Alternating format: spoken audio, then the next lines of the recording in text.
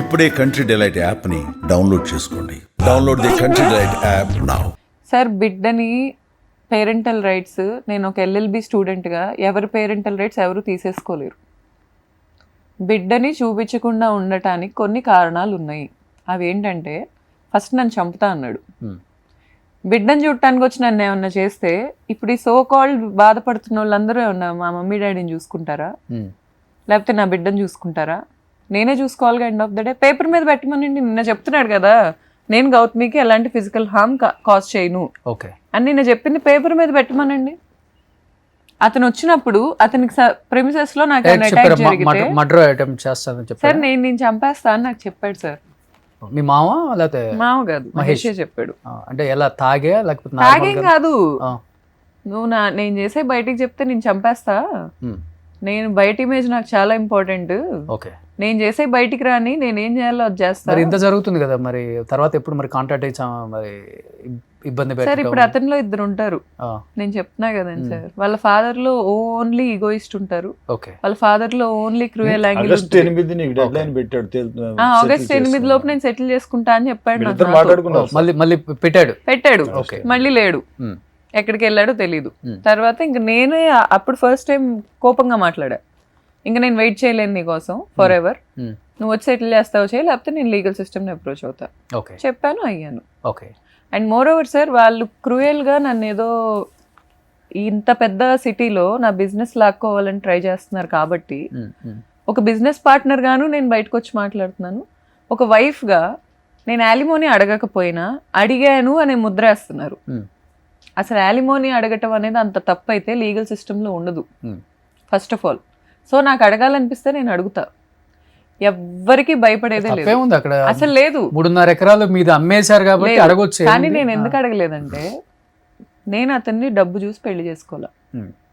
నేను మహేష్కి పరిచయం అయిన రోజు అతను స్విఫ్ట్ డిజైర్ కార్లో తిరుగుతున్నాడు, నార్మల్ పెప్పే జీన్స్ ఇలాంటి బ్రాండ్ షర్టులు ప్యాంట్లు వేసుకొని తిరిగేవాడు. మా విజయవాడలో టిప్సీ టాప్సీ దగ్గర షాపింగ్ చేసుకునేవాడు. నార్మల్ మిడిల్ క్లాస్ ఫ్యామిలీ అబ్బాయి అని నేను అనుకున్నా. వాళ్ళ ఫ్యామిలీ బ్యాక్గ్రౌండ్ నాకు తెలీదు. ఆ రోజు నా అబ్బాయి ఉన్న ప్రేమ, కేరింగ్ నాకు నచ్చింది. తర్వాత వాళ్ళ అమ్మ ఏది మేము కొంచెం ఇష్టపడటం, ఒకరినొకళ్ళం క్లోజ్ అవ్వటం, కలిసి తిరగటం మొదలు పెట్టింది. కొన్నాళ్ళకి చెప్పాడు మా అమ్మ సర్పంచ్ చేస్తుంది అది ఇది అని. అప్పుడు నాకు తెలుసు. కానీ వీళ్ళ ఫ్యామిలీ బ్యాక్గ్రౌండ్ అసలు అతన్ని చూస్తే, ఈ రోజు అతన్ని చూస్తే వీళ్ళు చెప్పేదంతా నమ్మొచ్చు, ఆ రోజు నమ్మలేం. మరి ఆ రోజు అతను ఉన్న బిహేవియర్కి నమ్మలేం అతన్ని. అతను ఇంత ఉన్నోడు అనే దాంట్లో అతను లేడు. ఆ రోజు టామీ హిల్ఫిగర్ వాచ్ పెట్టుకొని తిరుగుతున్నాడు. నార్మల్ మిడిల్ క్లాస్ వాళ్ళు ఏదైతే కొనుక్కోగలరో అప్పర్ మిడిల్ క్లాస్ వాళ్ళు అదే లైఫ్ స్టైల్. మేము అప్పర్ మిడిల్ క్లాస్ అని నేను అనుకుంటాను. ఇప్పుడు మా నాన్నకి ఇన్ని ప్రాపర్టీస్ ఉన్నంత మాత్రాన నేనేదో రిచ్ అని, ఫాదర్ ఎస్టాబ్లిష్మెంట్ కూడా మేము 10 మందికి ఇలా హెల్ప్ చేసామను, ఇది కాదు మాకు ఇన్ని కోట్లు ఉన్నాయి, అన్ని కోట్లు ఉన్నాయి. టీడీపీ రూలింగ్ పార్టీలో వాళ్ళు ఉన్నారు అనుకుందాం సార్. సీనియర్ ఎన్టీఆర్ గురించి ఎలా మాట్లాడతాడు సార్? ఎన్టీఆర్ లేకుండా పార్టీ పుట్టిందా? పార్టీని పెట్టినోడే విమర్శిస్తున్నావు. టీడీపీ హార్డ్ కోర్ ఏంటి అక్కడ? అంటే వెళ్ళి పార్టీ లీడర్లు కలవటం టీడీపీ హార్డ్ కోరా? నేను ఒక పార్టీని ఆదరిస్తే అది పెట్టినోడు నాకు దేవుడితో సమానం. ఇప్పుడు లోకల్ నాయకులు మీరు అన్నారు ర్యాండమ్ గా, మాకు ఆయనకి ఇద్దరికి బాగా తెలిసిన వాళ్ళే ఎమ్మెల్యేలు కావచ్చు, ఎందుకంటే అదే నియోజకవర్గం అందరి దగ్గరలో కాబట్టి వాళ్ళు పిలిచి మాట్లాడటం కానీ లేకపోతే ఫోన్లు చేసి చెప్పడం కానీ, ఎందుకంటే ఇంత రొచ్చు చేసుకుంటున్నారు, మీడియాకి వెళ్ళి పరువు పోతుంది. డబ్బు పక్కన పెట్టండి, డబ్బు కావాల్సినంత ఉందని మీ సైడ్ అంటున్నారు, ఆయన సైడ్ అంటున్నారు. ఇప్పుడు ఈ డబ్బు ఎన్ని కోట్లు ఉండే ఉపయోగం? ఫ్యామిలీ పరువు అంతా తీసుకొచ్చి రోడ్డు పెట్టేశారు కదా, అయిపోయింది కదా, రోడ్డు అయిపోయింది కదా, అయిపోయింది క్లోజ్. దానికి వరకు మిమ్మల్ని చూసిన కళ్ళు కావచ్చు, మనుషులు కావచ్చు, చూసే విధానం కూడా మారిపోయింది. ఒక్క మాట సార్, మీరు అన్నట్లుగానో 1 సంవత్సరం అనుకుంటారండి, 2 సంవత్సరాలు అనుకుంటారండి, జనానికి ఇదే పని మర్చిపోతారు అంటే జీవితాంతం గుర్తుపెట్టుకుంటారు సార్. ఎవడైనా జీవితాంతం ఏదైనా గుర్తుపెట్టుకుంటారు.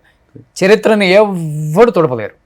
మనం అనుకుంటాం మర్చిపోయారని, వాళ్ళేం మర్చిపోరు, లోపల అనుకుంటూనే ఉంటారు మనం కనపడినప్పుడల్లా అని. అవునా కాదా? మీరు రాజకీయంగా 70 సంవత్సరాలు ఉన్నాయి సార్, రాజకీయంగా ఎంతమందిని చూసుంటారు, ఎన్ని పార్టీ వ్యక్తులను చూసుంటారు, ఎన్ని విమర్శలు చూసుంటారు. ఇప్పటికీ ఒక వ్యక్తి పేరు చెప్తే ఆ విమర్శ 40 సంవత్సరాలైనా మనం అంటాం కదా. అంటామండి. Like sir at the same one small point sir, same time చరిత్రను ఎవరూ మర్చిపోలేరు. ఈ రోజు నాకు ఈక్వల్ ప్రాపర్టీ రైట్ ఉందంటే దానికి కారణం సీనియర్ ఎన్టీఆర్ గారు. ఎవరు డినే 2005లో కాంగ్రెస్ దాన్ని క్లెయిమ్ చేసుకుంది.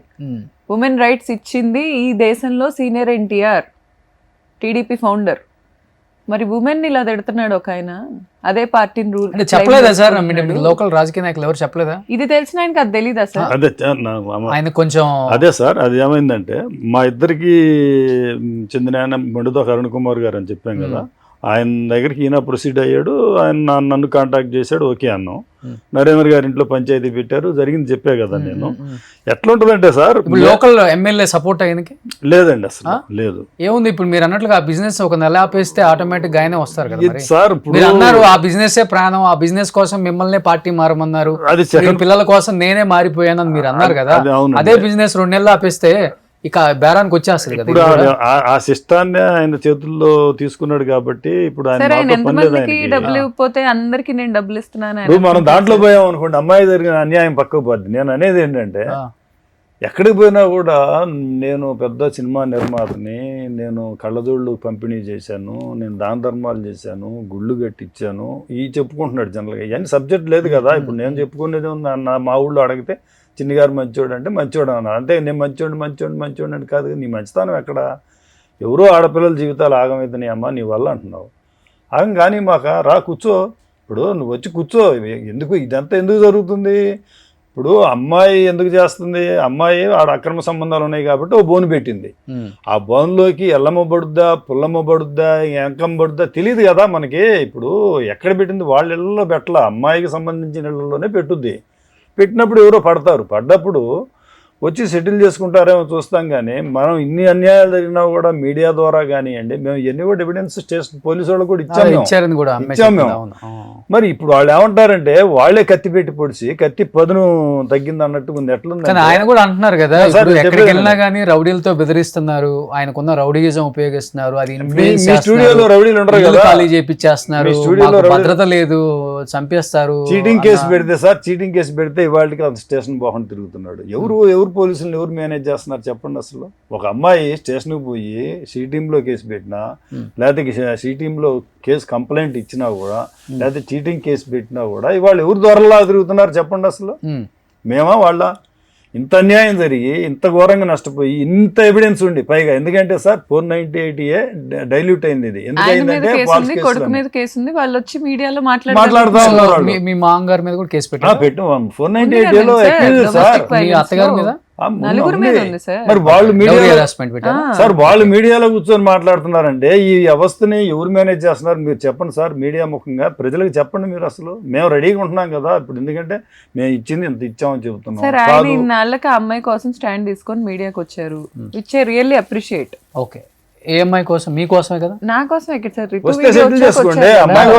అని చెప్పలేదు కదా, నా దగ్గర రావాలి. నేను మా అమ్మాయి కోసం వచ్చా సార్, సెటిల్ చేసుకోండి నేను రెడీ. ఇప్పుడు ఆయన ఏమంటున్నాడు, ఎంతసేపు కోర్టులు అడుగుతున్నారు, బిల్డింగ్లు అడుగుతున్నారు, ఆమె పేరు మీద ఇవన్నీ ఎందుకు సార్? మీడియా ముందు రాండి, మేమేం అడుగుతామో మీరేమిస్తారు, ఇక్కడ మాట్లాడి వచ్చి అసలు ఎందుకు మా మీద బురద చల్లుతారు? అసలు ఇంత అన్యాయం చేసి మా అమ్మాయి జీవితాన్ని నాశనం చేసి, ఇంజనీరింగ్ టాపరు, MBA టాపరు, లా టాపరు అమ్మాయి, మార్కెటింగ్ చేసి మీ బిజినెస్ చేసి మిమ్మల్ని ఇంత ప్రమోట్ చేసిన తర్వాత మా అమ్మాయిని ఇంకా ఎందుకు మీరు తొక్కాలని చూస్తున్నారు? అసలు మహిళలకు రక్షణ లేదా అసలు? ఈ సమాజంలో చట్టాలు రక్షణ ఇవ్వబండి. అసలు వాళ్ళు ముద్దాయిలు అయి ఉండి వాళ్ళ మీడియాకు వచ్చి అది నన్ను కోర్టులు మేము ఇప్పుడు నేను ఎంత ఇచ్చినా కూడా నేను ఈ దరిద్రం మనకు వద్దు, ఈ కుటుంబంతో మనకు సంబంధాలు వద్దు, తెంచుకుందాం అమ్మా నేను చెప్తున్నా. నేను కాంటుబట్టి వెళ్తాం కోర్టుకి. ఆయన డైవర్స్ నోటీస్ ఒకటి ఇచ్చాడు. డైవర్స్ అంటే ఏంటి సార్?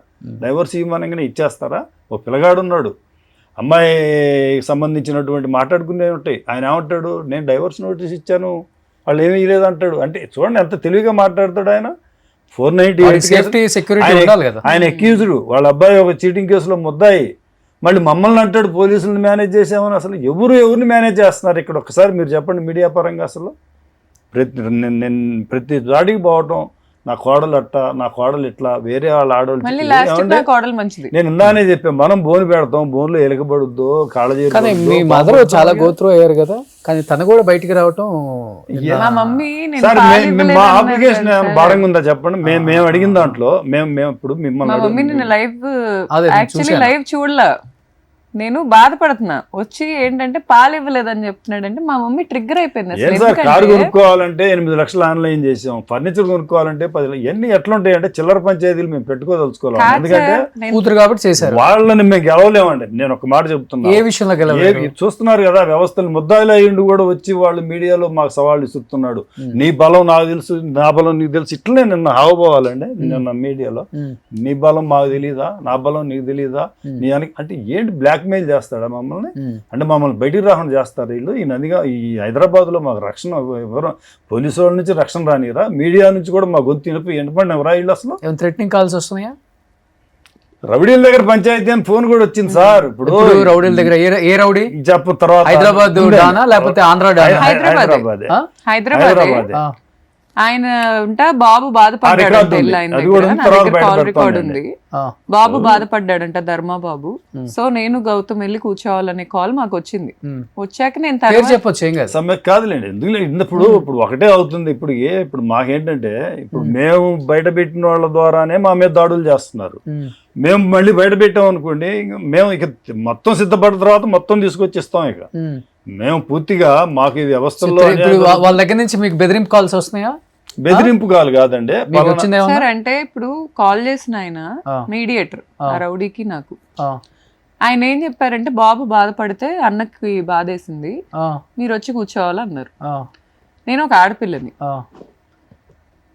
ఆయన అంబర్పేట్ శంకర్ గారు, ఆయన గురించి మీడియేటర్ ఒక ఆయన నాకు కాల్ చేశారు. మీడియేటర్ కూడా రెస్పెక్టెడ్ పర్సన్. కాల్ చేస్తే నాకు మీడియేటర్ వాళ్ళ ఫాదర్ మీద చాలా రెస్పెక్ట్ ఉంది, ఆ పేరు అనవసరం. నేనేమన్నానంటే, సార్ మీడియేటర్ వల్ల ఫాదర్ సార్ మీ ఫాదర్ ఇలా చిరంజీవి గారికి బినామీ అని నేను కొన్ని విన్నాను, something I don't know, I heard through people, it might be wrong. కాకపోతే చాలా మంచి వ్యక్తి. చిరంజీవి గారు ఎలా అయితే బయట సర్వీస్, సోషల్ సర్వీస్ చేస్తారు, ఆయన కూడా ఇలా అన్నదానాలు చేయటం ఇవన్నీ చేస్తారంట మీ ఫాదర్. వెరీ నైస్ ఫ్యామిలీ అని. ఎవరైనా వద్దులేండి, ఎవరైనా ఇంత దూరం వచ్చిన తర్వాత ఏముంది అక్కడ? ఎవరో లేండి సార్, నాకు ఆయన ఏం హామ్ చేస్తారని రికార్డ్ ఇస్తాను.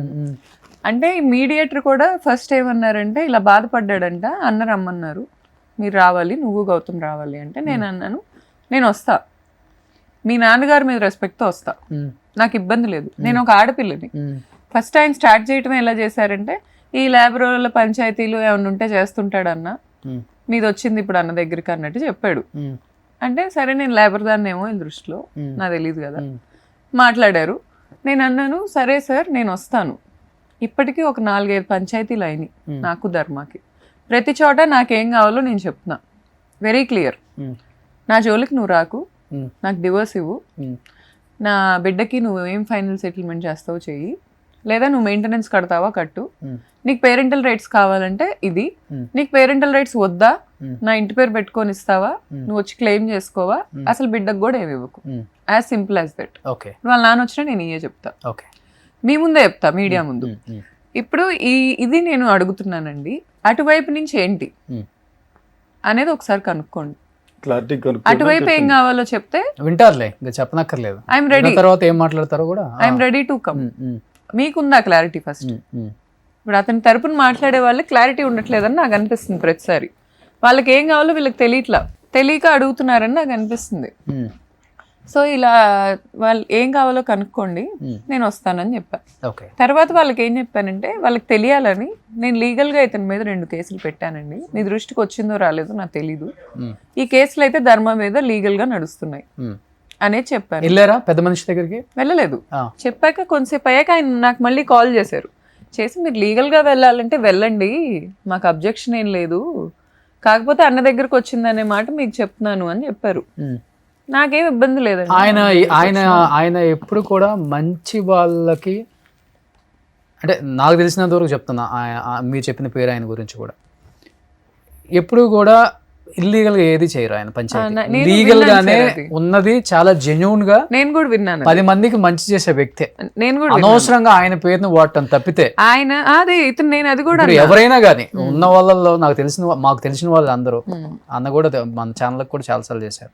ఇట్స్ నైస్ పర్సన్, చేస్తారు, నేను కాదంటలేదు, కానీ మంచి వైపు నిలబడతారు. ఆయనకి డబ్బు తీసుకొని పంచాయతీలు చేయాల్సిన అవసరం అసలు లేదు. అసలు డబ్బు First గురించి of all, నన్ను ఎవరు అడగలేదు సార్. ఆయన ఏదైనా కానీ అన్ని సంపాదించుకున్నారు లైఫ్ లో. ఆయన పేరు సంపాదించుకున్నారు, డబ్బు సంపాదించుకున్నారు, సార్ మంచితనం ఇంతమంది ఉన్నారు, మరి సంపాదించుకున్నారు. మమ్మల్ని ఎవరో ఒకళ్ళే అన్న ఒక కొలిక్కి తీసుకురండి సార్, మంచిదేగా. కానీ ఆయన వచ్చి ఇప్పుడు మీరు అన్నారు కదా ఒక మీడియేటర్ ఎవరో అని, నేను అందుకే పేరు అడిగాను ఆయనది కూడా. పేరు అడిగితే ఓపెన్ గా చెప్పేస్తాను, నాకు కెమెరా ముందు, నాకు అట్లా ఏం లేదు. Who is she? షీ కాదు సార్, షీయా? అబ్బాయి. ఎవరు ఆయన? వాళ్ళైతే సార్ లాస్ట్ కి ఏం చెప్పారంటే మీరు లీగల్ గానే వెళ్ళండి అని చెప్పారు. ఎవరు ఆయన అసలుకి చెప్పొచ్చు, ఏం కాదు. బసవరాజ్ శ్రీనివాసరావు గారని వీళ్ళ ప్రొడ్యూసర్, ఈ సినిమాకి డ్రింకర్ సాయికి ప్రొడ్యూసర్. ఆయన కాల్ చేయలేదు, వాళ్ళ బిడ్డ కాల్ చేశారు నాకు. చాలా నైస్ గానే మాట్లాడారు. అండ్ ఇప్పుడు కాదు, షూటింగ్ అప్పుడు కూడా నేను ఒకసారి వాళ్ళని కలిశాను, వాళ్ళ ఆ బిడ్డని. ఆయన చాలా నీట్ గా ఉంటారు, చాలా డిగ్నిఫైడ్ గా ఉంటారు. కాకపోతే ధర్మ అప్రోచ్ అయ్యాడు అంటే నేనేమన్నానంటే, మీ దగ్గర సెటిల్మెంట్ అయితే నాకు హ్యాపీనేనండి. శంకర్ గారు మరి నాకు తెలీదు, మీ ఫాదర్ ఉంటే నేను వస్తా, మీ ఫాదర్ ఉంటే నేను వచ్చి కూర్చోటానికి నాకు ఇబ్బంది లేదు, కానీ అతని ఆబ్జెక్టివ్స్ ఏంటో మీకు తెలుసా. తర్వాత ఆయన కొంతసేపు అయ్యాక మళ్ళీ నాకు కాల్ చేశారు. లీగల్గా వెళ్ళారని మాకు తెలియదండి. వెళ్ళారు కదా, వెళ్ళండి. లేదు మా నాన్న వల్ల మీకు ఏమైనా న్యాయం జరిగిద్ది అనిపిస్తే రండి. అతని ఆబ్జెక్టివ్స్ అయితే మాకు తెలియదు. పాజిటివ్ గానే మాట్లాడారు. ఆబ్జెక్టివ్స్ అయితే తెలీదు అన్నారు కదండి సార్. ఇంక నేను వచ్చి మీ టైం వేస్ట్, మీరు చాలా బిజీగా ఉంటారు, నా టైం వేస్ట్, ఆల్రెడీ నేను నా టైం అంతా వేస్ట్ చేస్తున్నా, వద్దులేండి సార్. మీకు గనక ఆబ్జెక్టివ్స్ తెలిస్తే ఏ టైం అయినా ఇప్పుడైనా నాకు ఫోన్ చేయండి, నేను వస్తా.